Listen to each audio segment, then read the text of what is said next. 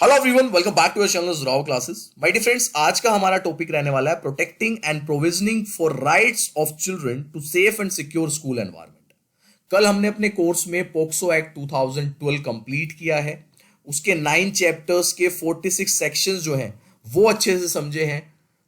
Sexual assault क्या होता है, सेक्सुअल हरासमेंट क्या होता है, what is pornography in POCSO act, हम किस तरीके से स्पेशल कोर्ट्स जो है वो एस्टेब्लिश कर सकते हैं फॉर द ट्रायल्स, कौन से सेक्शन में क्या बात लिखी है, मीडिया के क्या रोल्स होते हैं, स्कूल मैनेजमेंट के क्या रोल्स हैं।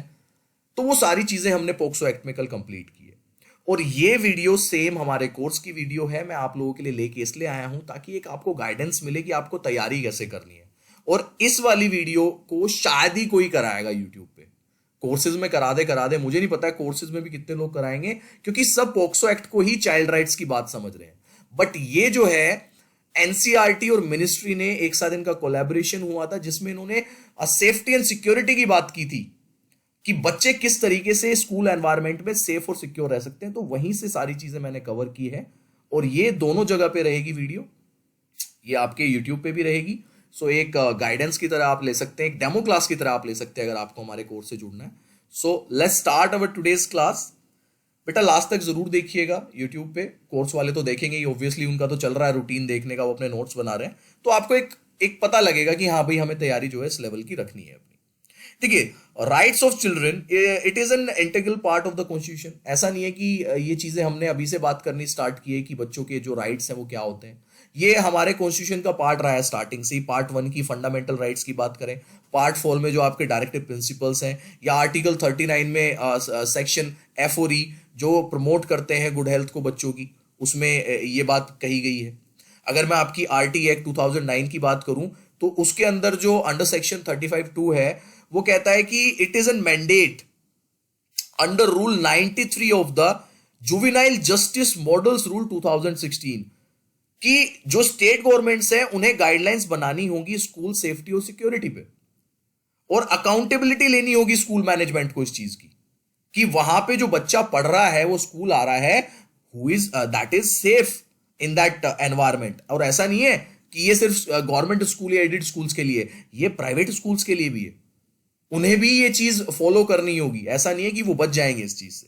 ओके, तो यहां पे कंटेंट आ गया आपका कि डायरेक्ट क्वेश्चन बन सकता है कि आरटी एक्ट 2009 में कौन से अंडर सेक्शन में बात कही गई है, या ये आ सकता है कि जुवेनाइल जस्टिस मॉडल रूल्स 2016 के कौन से रूल में बात कही गई है। तो अपने नोट्स इस तरीके से प्रिपेयर करना है आपको, ठीक है। ये गाइडेंस के तौर पे मैं आपको यहाँ पे गाइड करता रहूंगा।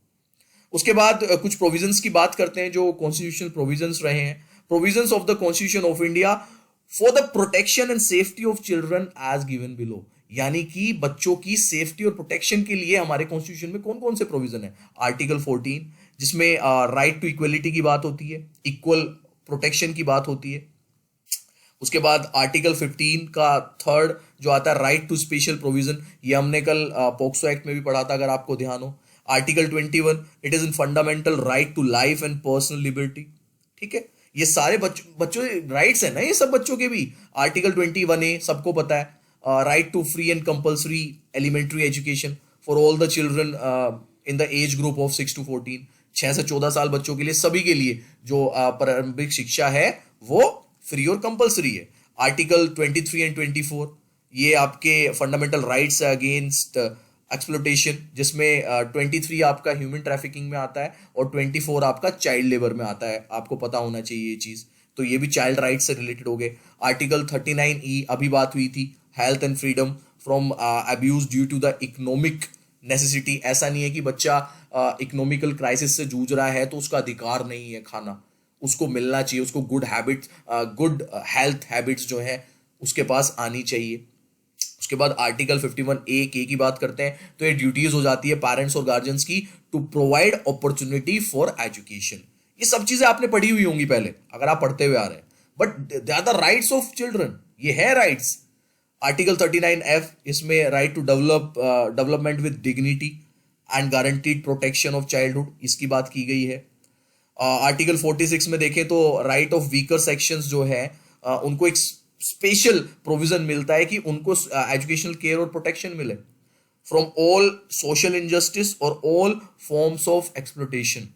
उनका राइट है ये कि उन्हें भी इस तरीके की, और इसी वजह से अगर आप देखते हैं कि गवर्नमेंट स्कूल्स में फीस नहीं ली जाती है, वहां पे आपको खाना दिया जाता है मिड डे मील, क्योंकि ये 39E कहता है कि हर बच्चे का अधिकार है एक अच्छा खाना, right to health and freedom. Mid day meal यहीं से दिया जाए, तो हर किसी का ऐसा नहीं है, ये सब चीजें हमारे कॉन्स्टिट्यूशन में पहले से ही हैं, ये सारे राइट्स बच्चों के लिए पहले से हैं, बट हमने शायद कभी ध्यान से पढ़े ही नहीं है। तो इन्हीं राइट्स की बात आपके अपकमिंग सिलेबस में की गई है। Article 47, right to nutrition and standard of living, improved public health, ये वही घूम फिर के वही बात आ गई जो मैंने की है आर्टिकल 47 में। ठीक है, चलिए अब देखते हैं कि रिस्पॉन्सिबिलिटी क्या है स्कूल मैनेजमेंट या प्रिंसिपल की, अकाउंटेबिलिटी क्या है अगर वो कोई नेग्लिजेंस करते हैं बच्चों को लेके, तो किस तरीके की जो है प्रावधान हमारे इस चीज में दिए गए हैं। देखिए, negligence in establishing a secured infrastructure for the students and children with special needs, अगर आप यहां पे नेग्लिजेंस कर रहे हैं तो भैया दिक्कत है। आप बच्चे के जो इंफ्रास्ट्रक्चर आप दे रहे हैं स्कूल में, स्पेशली विद स्पेशल नीड, अगर बच्चा स्कूल में पढ़ता है आपके और स्कूल में रैंप नहीं है वहां पे इंफ्रास्ट्रक्चर में, तो भाई वो आप स्पेशल मतलब बेसिक नीड्स तो प्रोवाइड ही नहीं करा रहे हो बच्चे को, उसके राइट्स उसको नहीं मिल रहे हैं, है ना, ये चीज ध्यान रखेंगे। और कहाँ पे जो फूड सर्व हो रहा है वो क्वालिटी का होना चाहिए, जो पानी मिल रहा है बच्चे को लास्ट तक मिलना चाहिए, उसकी कंजम्पशन तक। ऐसा नहीं है कि बच्चे ने एक बोतल पानी भर लिया और जब दोबारा लेने गया गर्मी में तो उसको पानी नहीं मिल रहा। ऐसा नहीं कर सकते हैं स्कूल में, जो स्कूल मैनेजमेंट है या प्रिंसिपल है, इसमें नेग्लिजेंस नहीं दिखा सकते हैं। सिक्योरिटी मेजर्स में नेग्लिजेंस नहीं दिखा सकते हैं। स्कूल की बाउंड्री नहीं है, स्कूल में कोई गार्ड नहीं है, बच्चा अपना खेल रहा है तो पता लग रहा है कि वो झाड़ियों से सांप निकल गया, तो ये सारे सिक्योरिटी मेजर्स में आते हैं, इनको नेग्लेक्ट नहीं कर सकते प्रिंसिपल या स्कूल मैनेजमेंट जो है। ये सारी रिस्पॉन्सिबिलिटीज हैं for a safe and secure school environment. बहुत जरूरी चीज इस टाइम पढ़ा रहा हूं मैं आपको, अपने नोट्स अच्छे से बना लेना, ठीक है।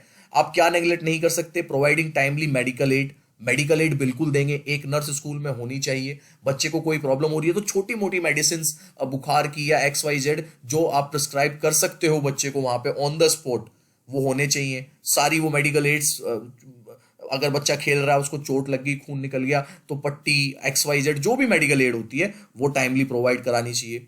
मैं ये नहीं कह रहा कि वहां पे आप ऑक्सीजन के सिलेंडर्स लगा दो और ICU सेटअप कर दो, बट नहीं, एक बेसिक मेडिकल एड जो होता है वो वहां पे बच्चों को आपको अलॉट करना है।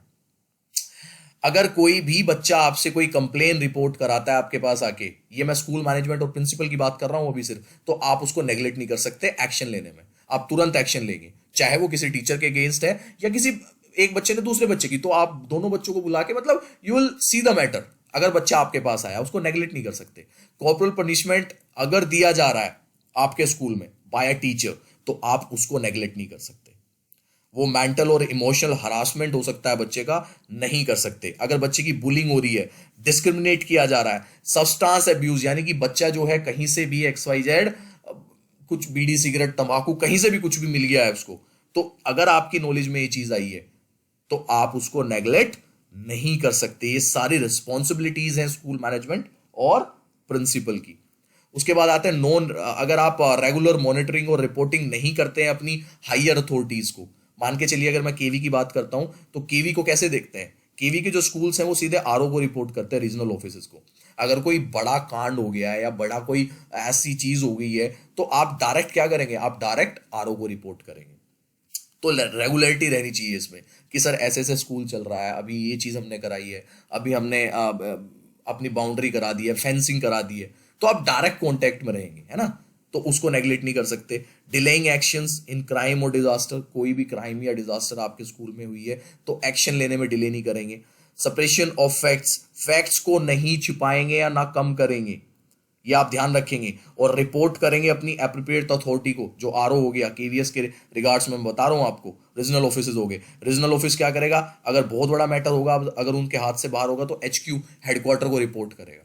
तो इस तरीके से जो हायरार्की है वो आप चलाते जाएंगे और with the real facts. Suppression नहीं होना चाहिए वहां पे। ऐसा नहीं है कि स्कूल ने RO को आधी बात बताई, RO ने फिर हेडक्वार्टर को आधी बात बताई और रियल फैक्ट जो है वो रह गया, ये चीज नहीं हो सकती। Strict implementation of Covid guidelines, ये नया जुड़ा है, कोविड गाइडलाइंस स्ट्रिक्ट इंप्लीमेंटेशन होनी चाहिए for the safety and security of the students. इसमें नेग्लिजेंस नहीं बरती जाएगी, ना स्कूल मैनेजमेंट से, ना आपके प्रिंसिपल से। उसके बाद आगे चलते हैं कि अगर नेग्लिजेंस आप बरतते हैं तो आपको कौन कौन से लीगल प्रोविजंस से जूझना पड़ सकता है। अगर स्कूल मैनेजमेंट या टीचर्स या प्रिंसिपल जो है नेग्लिजेंस बरतते हैं with regard to the medical aid, तो बेटा यहां पे दिक्कत हो जाएगी आपको कौन से, under section 77 juvenile justice act 2015 के अकॉर्डिंग। और इसमें क्या है, इसमें यह है कि कोई भी स्कूल अथॉरिटी या मैनेजमेंट या टीचिंग या नॉन टीचिंग स्टाफ बच्चे को इंटॉक्सिक लिकर या XYZ कोई भी, मतलब उसको खांसी हो रही है, आपने बिना प्रिस्क्राइब किए उसको नार्कोटिक ड्रग या कोई भी ऐसा सब्सटेंस दे दिया है मेडिकल एडवाइस के बिना, तो आप under section 77 juvenile justice act 2015 के अंदर दोषी माने जाएंगे। तो ये चीज ध्यान रखनी है बेटा, बहुत इंपॉर्टेंट चीज बताई अभी मैंने आपको। ओके, इसको ध्यान रखिएगा। ये सारे राइट्स हैं, चाइल्ड राइट्स, और ये सारा वो चीज बता रहा हूं मैं आपको जो एक स्कूल एनवायरनमेंट को सेफ एंड सिक्योर करता है। और ये मैं नहीं कह रहा हूं, ये सब कुछ एनसीईआरटी ने कहा है। ठीक है, एनसीईआरटी का लेटर है जो आपके सामने पोर्ट्रेट कर रहा हूं इस टाइम पे मैं। उसके बाद अगर कॉर्पोरल पनिशमेंट दी जाती है बच्चे को किसी भी स्कूल अथॉरिटी, मैनेजमेंट या टीचिंग या नॉन टीचिंग स्टाफ के द्वारा, तो क्या होगा, तो आप under section 75 of juvenile justice act 2015 के अकॉर्डिंग दोषी पाए जाते हैं। तो ये आपको ध्यान रखना है। ठीक है, चलते हैं आगे। कॉन्स्पिरेसी नहीं कर सकते आप। जब कॉन्स्पिरेसी होती क्या है, जब दो या दो से ज्यादा लोग जॉइंटली कमिट करते हैं किसी एक्ट को जो कि अगेंस्ट होता है लॉ के अगेंस्ट है। दो तीन लोग मिलकर कोई कॉन्स्पिरेसी कर रहे हैं बच्चे के खिलाफ, स्पेशली क्योंकि हम तो यहाँ पे चाइल्ड राइट्स की बात कर रहे हैं। अब मैं ही नहीं कह रहा कि दो टीचर मिलकर तीसरे टीचर के खिलाफ कर रहे हैं, बस सिंपली यहाँ पे ये कह रहा हूं कि चाइल्ड राइट्स की जब बात कर रहे हैं तो ऐसा नहीं कर सकते कि दो टीचर मिलकर सोच रहे हैं कि बहुत बोलता है क्लास में, ये करता है या वो करता है, इसने मेरी कंप्लेन की है प्रिंसिपल से, तो कॉन्स्पिरेसी करने लगे उसके खिलाफ। नहीं, आप बिल्कुल क्रिमिनल कॉन्स्पिरेसी के अगेंस्ट में आ जाएंगे। फिर इसमें under section 34 120B Indian penal code 1980 में आप दोषी पाए जाएंगे। आप ये चीज नहीं कर सकते हैं। चलिए आगे देखते हैं। आगे है कंसीलमेंट और non reporting of an offence. ये हमने कल पोक्सो में भी पढ़ा था कि अगर कोई चाइल्ड अब्यूज होता है, ये अलग चीज है थोड़ी सी, अगर कोई चाइल्ड अब्यूज हो रहा है और आपने वो चीज देखी है और आप उसको रिपोर्ट नहीं कर रहे हो लोकल पुलिस को या XYZ जो भी अथॉरिटीज वहां पे बनाई गई है, तो आप खुद क्राइम कर रहे हो, आपको भी उसकी सजा मिल सकती है। ये चीज रखेंगे। यहां पे क्या बोला गया, इंटेंशनली ओमिशन, यानी कि जानबूझ के भूल गए, to give information of an offence by the school management और any other concern person whoever knowing और having reason to believe that an offence has been committed against the child. बच्चे के खिलाफ कोई क्राइम जो है, कोई ऑफेंस जो है कमिट हुआ है और आप उसको भूल रहे हो और आप आगे इंफॉर्मेशन नहीं दे रहे हो, स्कूल मैनेजमेंट होके, टीचर होके, नॉन टीचिंग स्टाफ होके, तो आप क्या कर रहे हैं, आप फिर वही गलती कर रहे हैं और you will be punished as section 202 of the Indian penal code 1860। Okay, आपको यहां पे भी दोषी ठहराया जाएगा। तो ये सारे क्या हैं, ये वो प्रोविजंस हैं जो आपको नहीं करने हैं। अगर आप टेम्परिंग कर रहे हैं, टेम्परिंग क्या होती है एविडेंस की, कि उसके साथ छेड़छाड़ करना। मान के चलो कि स्कूल में कोई अनहोनी हो गई है बच्चे के साथ, मान के चलो बच्चा ज्यादा चोट लग गई और हॉस्पिटलाइज हो गया है, और आपके यहाँ पे क्या लगे हुए हैं, आपके यहाँ पे लगे हुए हैं सीसीटीवी कैमरा, और आप सीसीटीवी कैमरा के साथ क्या कर रहे हो, उसे टेम्पर कर रहे हो, उसके साथ छेड़छाड़ कर रहे हो, वो क्लिपिंग आपने वहां से काट दी क्योंकि आपको पता है कि वहां पे स्कूल मैनेजमेंट की कोई ना कोई गलती है, तो आप ऐसा नहीं कर सकते। अदरवाइज क्या होगा, under section 201 203 Indian penal code के तहत आप पर कार्रवाई की जाएगी। You will not try to cause disappear of vital evidence of the offence और produce any false information during investigation और बिफोर कोर्ट, क्योंकि वहां से कोर्ट में ही तो जाएगी वो सीसीटीवी फुटेज। अगर उसके पेरेंट्स जा रहे हैं कि स्कूल मैनेजमेंट की वजह से ऐसा हुआ है, तो आप ये चीज नहीं कर सकते हैं। ओके, आगे देखते हैं। Mandatory reporting of sexual abuse against child, इसी की तो बात की थी मैंने, सेक्शन 21A में लिखा हुआ है पोक्सो एक्ट 2012 के। कल हमने ये चीज बड़े अच्छे से पढ़ी है कि अगर आप ऐसा नहीं करते हैं तो आप कमिट कर रहे हैं, आप क्या कर रहे हैं, आप गलती कर रहे हैं, आप क्राइम कमिट कर रहे हैं, वो भी एक क्राइम में आता है, और इसकी पनिशमेंट शायद 3 महीने इम्प्रिजमेंट थी या 6 महीने थी, आई डोंट नो, बट इसका भी था कुछ। ऐसा नहीं है कि अगर आप ऐसा नहीं करते हैं तो आप क्राइम नहीं कर रहे हैं। अगर आपने कोई सेक्सुअल ऑफेंस होते हुए देखा है तो आपका दायित्व बनता है under section 21A of the POCSO act 2012 कि आप जाके रिपोर्ट करें कि ऐसा हुआ है। बच्चा तो डरा हुआ है, बच्चे को कैसे पता है कि वो जाके करेगा कि नहीं, ठीक है। इस चीज पे ध्यान देंगे। अब आते हैं कुछ रिस्पॉन्सिबिलिटीज जो कि स्कूल मैनेजमेंट की रहती है। देखिए, एनसीपीसीआर गाइडलाइंस जो होती है डे और रेजिडेंशियल स्कूल्स के लिए, वो वहां पर होनी चाहिए। एनसीपीसीआर होता है आपका national commission for protecting child rights. Okay, ये दो होते हैं आपके, NCPCR national commission for protection of child rights, और एससीपीसीआर, इसमें ये S is for state, N is for national. ये ध्यान रखेंगे, ये सेंट्रल लेवल पे होता है, ये आपका स्टेट लेवल पे होता है, और ये कमीशंस होते हैं to protect child rights. Okay, तो ये चीज, इनकी गाइडलाइंस जो है उसको अच्छे से आप, चाहे वो डे स्कूल है यानी कि जिसमें आप सुबह जाते हो शाम को आ जाते, मतलब दोपहर को आ जाते हैं, या आपका रेजिडेंशियल है, मान के चलो या तो आपका केवीएस हो या एनवीएस हो, एक रेजिडेंशियल हो गया एक डे स्कूल हो गया, तो वहां पे अच्छे से आप जो है एनसीपीसीआर की गाइडलाइंस बच्चों को बताएंगे ताकि उन्हें अपने राइट्स एक्चुअल में पता रहे। Okay, including safety components in SDP school development plan. KVS में इसको विद्यालय प्लान बोला जाता है। पूरे साल का प्लान बनाया जाता है। अदर स्कूल्स में, अदर स्टेट्स में इसका अलग अलग नाम दिया जाता है, तो इसकी इंप्लीमेंटेशन होनी चाहिए, ठीक है। Meeting with SMC school management committee, आपने सुना होगा, PTA PTM on school safety and security bye school management और स्कूल। बच्चों की स्कूल सेफ्टी एंड सिक्योरिटी पे आप एसएमसी स्कूल मैनेजमेंट कमेटी में मीटिंग्स करेंगे, आप पीटीएम्स करेंगे, आप पीटीए जो है आपकी पेरेंट्स टीचर एसोसिएशन, ये सारी जगह पे इसके बारे में मीटिंग्स होंगी, और आप अच्छे से वो जो गाइडलाइंस जो आपने बनाई है वो आप शेयर करेंगे बीइंग द स्कूल मैनेजमेंट। उसके बाद periodic safety inspection of the school, periodically inspection होनी चाहिए स्कूल की सेफ्टी पर्पज से, सेफ्टी वॉक होनी चाहिए। अब देखो यहाँ पे एक मैं बहुत बड़ा एग्जांपल देता हूँ हमारे स्कूल का।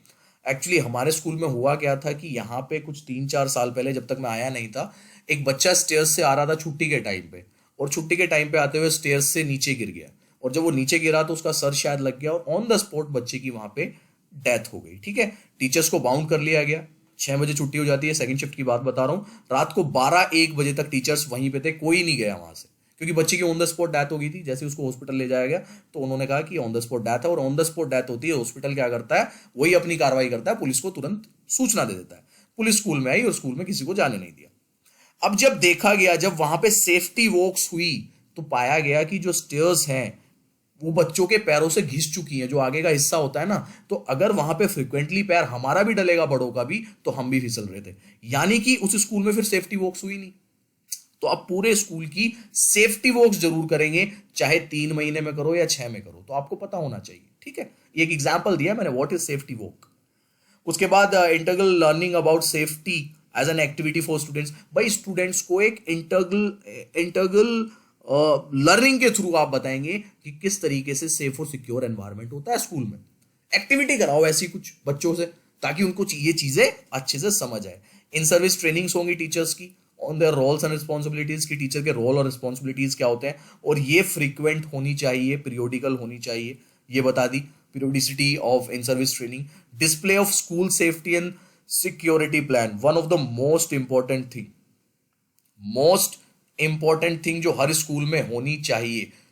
आपने देखा होगा इवैक्यूएशन प्लान जो है हर स्कूल में मोस्टली आपको घुसते ही एक एप्रोप्रिएट जगह पे मिल जाता है, और वो इस तरीके से होता है कि उसमें सारा डिजाइन होता है कि बच्चा कहाँ कहाँ से, अगर अर्थक्वेक आता है, क्योंकि अर्थक्वेक में सबसे ज्यादा कारगर साबित होता है, तो आप किस तरीके से स्कूल के बाहर या जो आपका ग्राउंड है स्कूल का वहां तक पहुंच सकते हैं। तो सिक्योरिटी प्लान्स जो है, सेफ्टी प्लान्स, वो डिस्प्ले होने चाहिए अच्छे से। उसके बाद role of individual school management under section, ये तो हो ही गया भाई, सेक्शन 19 पोक्सो एक्ट में हमने अच्छे से कर लिया, आपको सबको पता है। सेक्शन अंडर 19 में क्या है, एंटी बुली कमेटी जो है आपको बनानी है, बीइंग स्कूल और स्कूल मैनेजमेंट ठीक है। और यहाँ पे ये वाली बात आ गई जो मैंने बताई थी कि आप अंडर पोक्सो एक्ट सेक्शन 19 के अंडर कोई भी चीज, अगर आपने कोई क्राइम देखा है सेक्सुअल मतलब बच्चे को अब्यूज होते हुए देखा है तो आप उसकी कंप्लेन करेंगे। स्कूल सेफ्टी प्लेज जो है वो कराई जाएगी, ये स्टार्टिंग में करा लीजिए जैसे ही सेशन स्टार्ट होता है। उसके बाद स्कूल सेफ्टी वीक जो है, एक हफ्ते का स्कूल सेफ्टी वीक रखा जाएगा, उसमें अलग अलग आप एक्टिविटीज करा सकते हैं, वही वाली चीज जिससे बच्चा समझे जो पहले भी बताई गई है, ठीक है। अब आते हैं जी role and responsibilities of the school management in the school safety, ठीक है।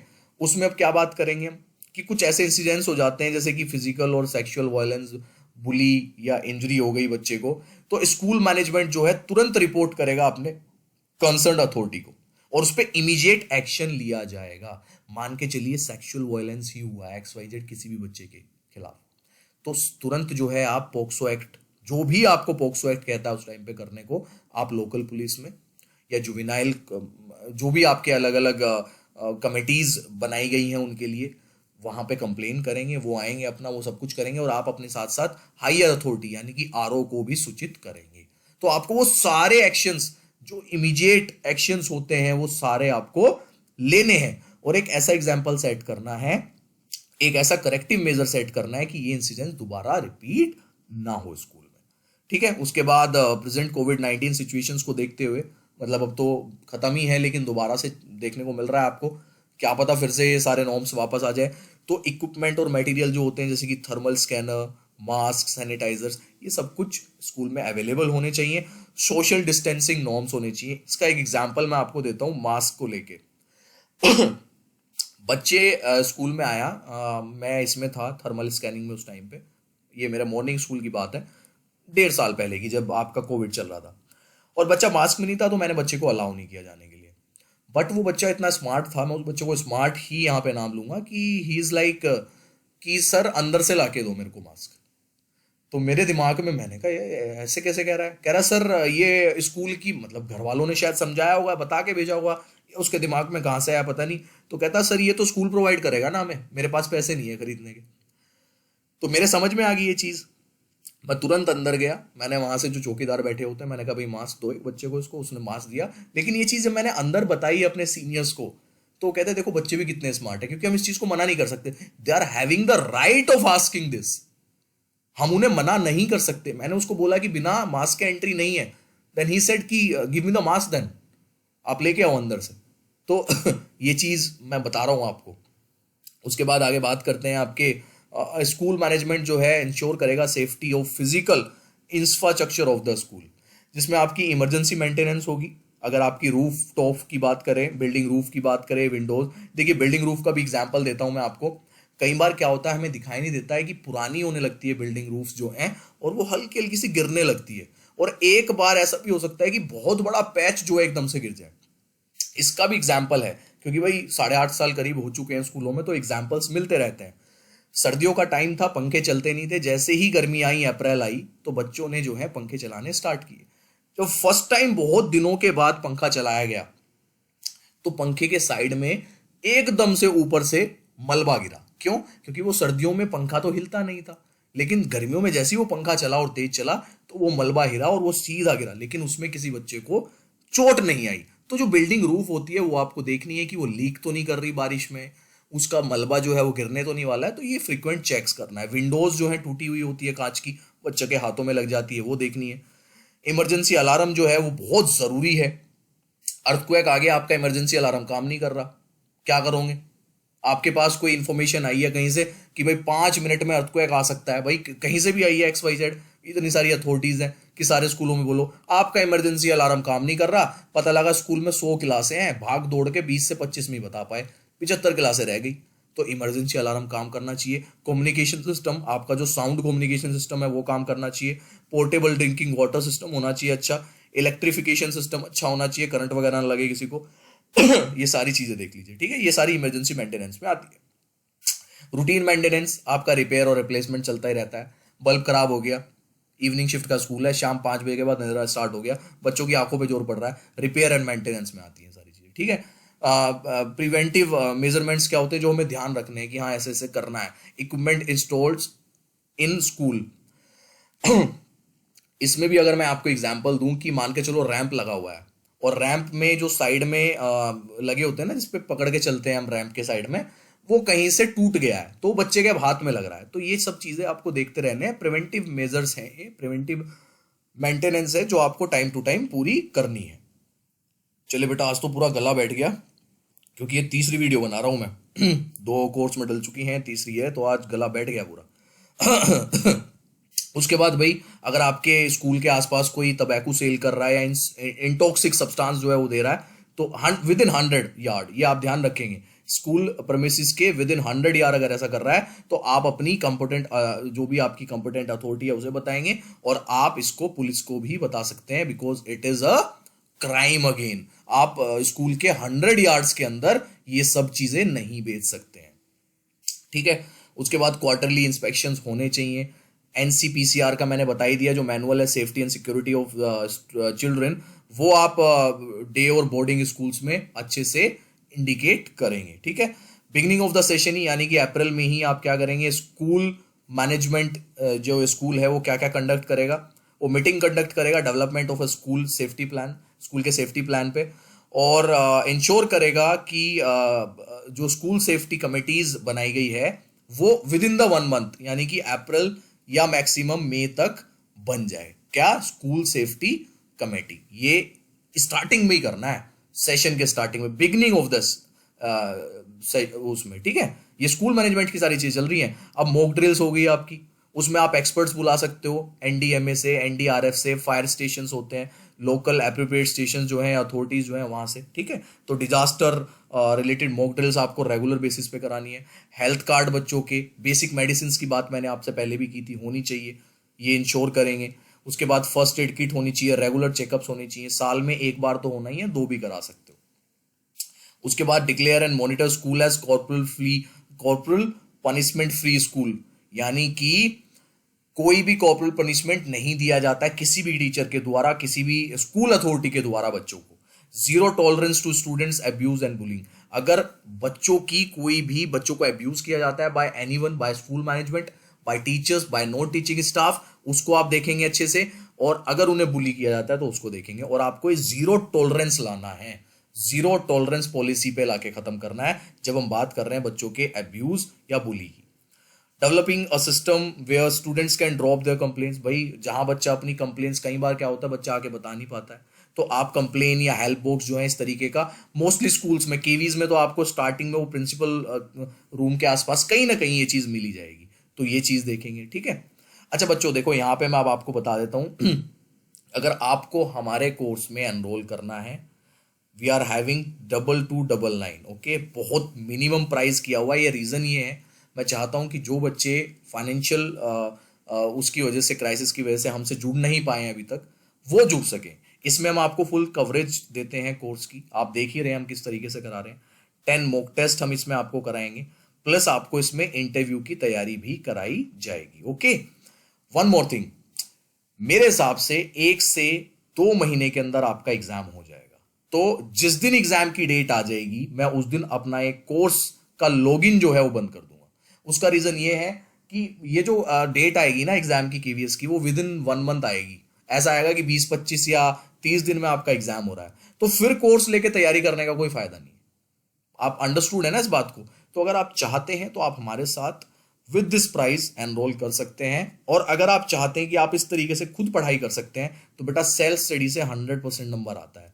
मैं तो ये कह रहा हूं कि कोई कोर्स अपने दम पे सिंगल हैंडेडली आपको सिलेक्शन नहीं दिला सकता, अगर आपका खुद सेल्फ स्टडी का कोई प्लान नहीं है। ये बहुत ही प्रैक्टिकल और कड़वी चीज है। अगर आप सोच रहे हो कि आपको सिर्फ कोई कोर्स ही 160 नंबर या 150 मार्क्स दिला देगा 180 में से, तो बेटा आप बहुत गलत ट्रैक पे चल रहे हो। किसी कोर्स के भरोसे मत रहना। कोर्स आपको सिर्फ गाइड करता है, गाइडेंस अच्छी देता है, आपको कंटेंट अच्छा प्रोवाइड करा देगा। पढ़ना आपको है, पढ़ना आपको है, नोट्स आपको खुद बनाने हैं। बहुत सारे बच्चे मेरे से रिक्वेस्ट करते रहते हैं पीडीएफ की, मैंने देनी भी स्टार्ट कर दी है, क्योंकि मैं कहता कहता थक गया हूं, make your hand written notes, make your hand written notes नहीं बनाते।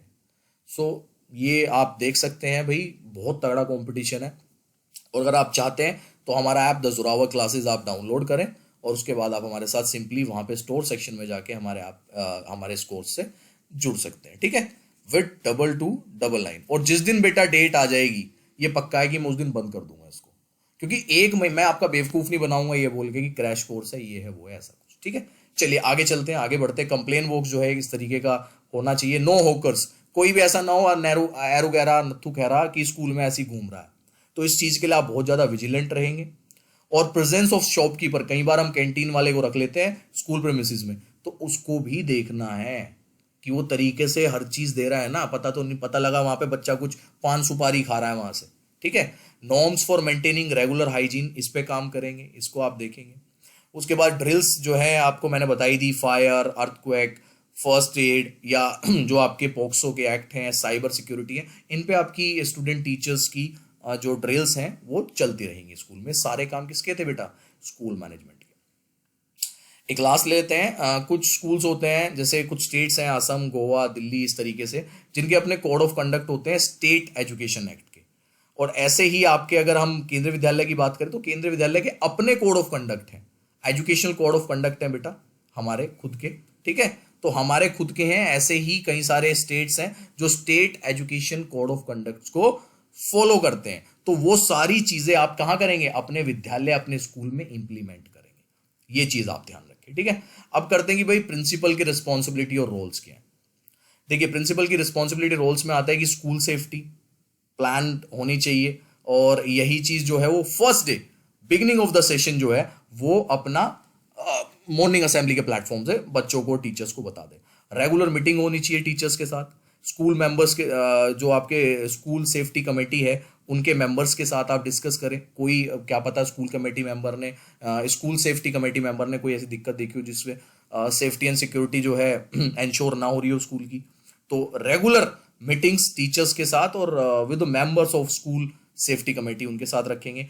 इंश्योर करेंगे, वही वाली बात बताई मैंने, डिस्प्ले ऑफ स्कूल सेफ्टी और disaster evacuation plan at the prominent place in the school, एक ऐसी जगह जहां पे बच्चों को बहुत अच्छे से नजर आए, और ऐसा ना हो कि छुटकू मुटकू सा लगा दिया कोई मैप और बच्चे को यही पता नहीं लग रहा कहां से जाना क्या जाना है। It should be very clear, ये चीज होनी चाहिए। रेगुलर हेड चेकअप्स होने चाहिए, मेंटेन हेल्थ कार्ड, बच्चों के हेल्थ कार्ड मेंटेन रखने चाहिए, सब प्रिंसिपल्स के काम है भाई।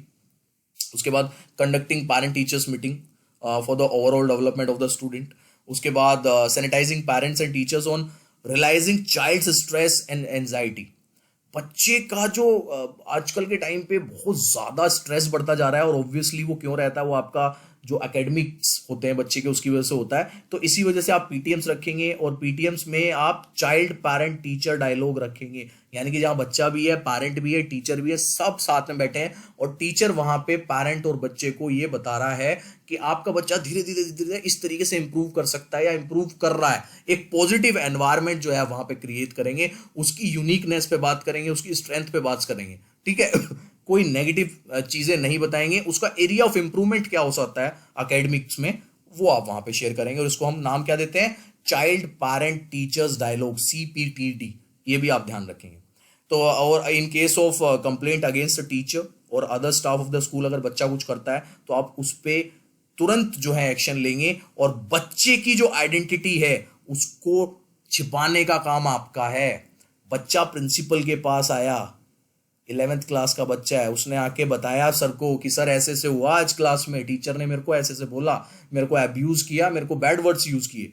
तो ऐसा नहीं है कि प्रिंसिपल टीचर को बुला के स्टूडेंट सामने खड़ा किया हुआ है, स्टूडेंट का नाम बता रहा है। प्रिंसिपल टीचर से अलग से बात करेगा, अपने हिसाब से बात करेगा। वो बच्चे की जो आइडेंटिटी है, जो विक्टिम की आइडेंटिटी है, उसको डिस्क्लोज नहीं करेगा। ठीक है, बेसिक सप्लीमेंट्स और मेडिसिन जो है स्कूल में हमेशा होने चाहिए, ये इंश्योर करेगा कौन? प्रिंसिपल। उसके बाद डेली मॉनिटरिंग होनी चाहिए, मेंटेनेंस ऑफ सैनिटाइजेशन और हाइजीन की, स्पेशली जो वॉशरूम्स हैं आपके या ड्रिंकिंग वाटर एरियाज हैं, वहां पे प्रिंसिपल डेली जाके देखेगा। और मेरे को ऐसा लग रहा है जब ये सब चीजें पढ़ रहा हूं ना मैं, तो मुझे ऐसा लग रहा है केवी मेरे आसपास घूम रहा है। अगर आप में से कोई कॉन्ट्रैक्ट टीचर्स होंगे केवी में, तो ये सब चीजें बहुत नॉर्मल है आप लोगों के लिए, है ना। सैनिटाइजेशन पे बहुत ज्यादा ध्यान देना, वॉशरूम देखना, ड्रिंकिंग वाटर एरिया देखना, वहाँ पानी बिखरा रहता है, बच्चे वहीं छप छप करते रहते, ये सब चीजें नहीं होती हैं। मैं कोई तारीफ नहीं कर रहा हूँ भाई केवी की, बट ये बहुत रेगुलर है केवी में, ये सारी चीजें तर वेरी नॉर्मल, बहुत नॉर्मल है। उसके बाद आइडेंटिफाई करेंगे आप स्टूडेंट्स को विद पॉजिटिव लीडरशिप क्वालिटीज जिनके अंदर है, और उनको हिस्सा बनाएंगे अपने एंटी बुलिंग टास्क फोर्स का, ताकि आप वायलेंस फ्री स्कूल कैंपस बना सके। बुली फ्री कैंपस बना सके अपने स्कूल को, ठीक है। उसके बाद बेटा टीचर्स की कुछ रिस्पॉन्सिबिलिटी रहती है, supporting the principal in every situation और to ensure the safety and security in the school. उसके बाद टीचर जो है it should help to set up the classroom norms and standard, जो कि स्कूल के बच्चों की सेफ्टी और सिक्योरिटी को इंश्योर करते हैं। उसके बाद वही हेल्दी क्लासरूम नॉर्म्स जो हैं आप क्लास में बनाएंगे। Habit of inquiry and sharing through placing of question box और ओपिनियन बॉक्स, वही सेम काम जो हमने वहाँ पे कंप्लेन बॉक्स किया था प्रिंसिपल के टाइम पे, स्कूल मैनेजमेंट कमेटी जो ऑर्गेनाइज कर रही है, यहाँ पे आप क्लास में बना सकते हैं ऐसा, ठीक है ना। वहाँ पे बच्चों की जो बच्चे अपनी क्यूरियोसिटी या प्रॉब्लम्स जो है वो शेयर कर सकते हैं आपसे रेगुलर बेसिस पे, किसमें, अपने क्वेश्चन बॉक्स में, ओपिनियन बॉक्स में, ठीक है। उसके बाद यहाँ पे कंडक्ट रिलैक्सेशन एक्सरसाइजेज हो गई, माइंडफुल ब्रीथिंग या योगा इस टाइप से लेके आप कर सकते हैं, जिसमें बच्चे की कॉन्सेंट्रेशन ज़्यादा बने, स्ट्रेस रिड्यूस हो, और ये सारी चीज़ें ये पढ़ सकते हैं बेटा आप, ठीक है। बाकी मैं पीडीएफ जो है कोर्स में डाल दूंगा, ये हमारा वो कंप्लीट हो ही चुका है, पोक्सो एक्ट ये हो गया, तो हमारा ये वाला जो लाइन थी आपकी principles guiding principles of child rights and safe and secure environment in the school, ये कंप्लीट हो गया है। अब हमारी जो नेक्स्ट क्लास रहेगी बेटा कोर्स में, it will be on the historical educational policies, जो आपकी मैं दो पार्ट में डिवाइड करूंगा। One is the pre independence and the second one is the post independence, ठीक है बच्चे। कुछ एक दो चीजें और जोड़नी है मेरे को इसमें, रोल्स एंड रिस्पॉन्सिबिलिटीज स्टूडेंट्स वगैरह के, तो वो मैं डाल के इसमें आप पढ़ लेना, वही मैं कर दूंगा। सो दैट्स इट, ये आज की क्लास थी। आई होप आपको अच्छी लगी हो, तो भाई यूट्यूब वालों लाइक करना, और कोर्स वालों अपना नोट्स बना लेना अच्छे से, जिसपे मैं बहुत ज़्यादा फोकस कर रहा हूँ, आपके हैंड रिटन नोट्स जो आपके रिवीजन के टाइम पे बहुत ज़्यादा काम आएंगे। ओके जी, so that's it my dear friends. समय कम है, बहुत कम है, मैं बता रहा हूँ, जितना हो सकता है ना, जितना हो सकता है। मैंने कल अपने पेड स्टूडेंट्स को एक ऑडियो मैसेज भेजा था टेलीग्राम पे, मैंने कहा था अपने आप को कमरों में बंद कर लो। मैं फिर कह रहा हूँ, अपने आप को चाबी लगा के भूल जाओ, 3 टाइम का खाना आना चाहिए उसमें, सिर्फ चौथा टाइम कोई घुस ना जाए उस कमरे में, इस तरीके से बंद कर लो अपने आप को। टाइम ज़्यादा नहीं है, शायद 45 डेज, मैक्सिमम 50 डेज, आपका एग्जाम इसी बीच में हो जाएगा। प्लीज, बहुत टाइम से लगे हुए हम इस चीज में, please, it is my humble request to each one of you, please please please make sure. चलिए that's it, thank you everyone, take care, God bless you all. और यूट्यूब पे थोड़ी वीडियोस कम रहेंगी, क्योंकि पहले कोर्स में कंटेंट पूरा करना है, उसके बाद ही मैं यूट्यूब पे आऊंगा जब मेरा कोर्स का कंटेंट पूरा हो जाएगा, ठीक है जी। चलिए bye everyone, take care, God bless you, bye bye.